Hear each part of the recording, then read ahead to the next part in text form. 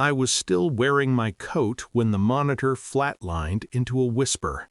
Not silence. Worse. A thin, stubborn line that refused to move, like it was waiting for permission to stop.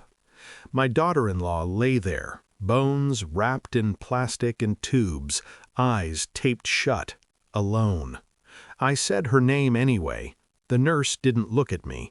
She didn't have to. The room already knew. I checked my phone because grief is practical like that. It wants facts. It wants reasons. 3 missed calls, none from my son.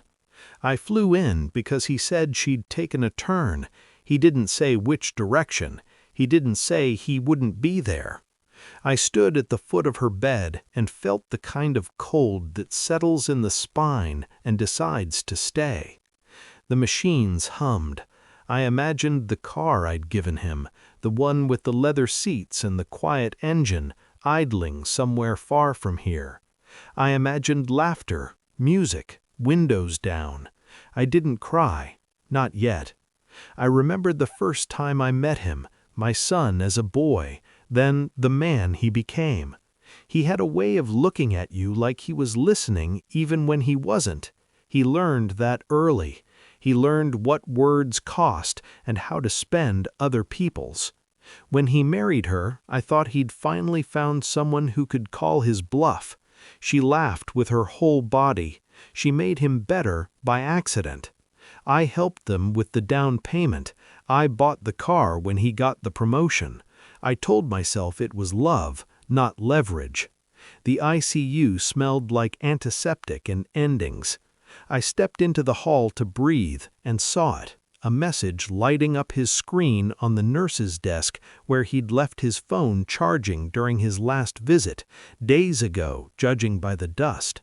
A name I didn't recognize, a heart, a location tag. On my way, bring friends. I didn't unlock it. I didn't need to. Patterns don't require passwords. I went back into the room and took her hand. It was warm in a way that felt borrowed. "I'm here," I said. "I won't let you be alone." The monitor answered with its thin line, still refusing to move. When I finally cried, it was quiet, efficient. That night, I sat in my hotel room and made a list, not of feelings, of facts. The car was in my name, the insurance too. He had my generosity mistaken for permission. That's a common error. I watched his social feed update in real time, stories from the road, neon lights, girls leaning in close. The car's reflection caught in a gas station window, my gift shining like an alibi. I called the police and reported it stolen. I gave the VIN without looking. I'd memorized it when I signed the papers. My voice didn't shake. Truth rarely does. 2 days later, she was gone. I signed the papers with a pen that kept skipping. I stayed until the nurse unplugged the last cord. I whispered goodbye and meant it. Justice doesn't bring people back. It just clears the air. They found him outside the city. The car did what it was designed to do. It carried him to consequences. When they let him out, the first place he came was to me. He didn't knock. He collapsed, knees on tile, hands shaking. He smelled like sweat and fear. "Mom," he said, as if the word still worked like a key. I let the silence grow teeth. He told me it was a mistake. He told me he was scared. He told me he didn't know she was that sick. He told me everything except the truth, which is that he knew and chose himself anyway. I waited until he finished. I waited because timing is a form of respect for myself. "I went to the ICU," I said. "She was alone." He flinched. "Good. The body knows before the mind catches up." "I bought that car because I thought you'd learned gratitude," I continued. "Turns out you learned how to hide." He crawled closer. Apologies fell out of him like loose change. I didn't pick any up. "I reported the car stolen," I said, "because it was." His face broke in a way I didn't recognize. Not remorse, exposure. "I'm pressing charges," I added. "Not because I hate you, because I love the version of you that might exist if someone finally stops protecting you from yourself."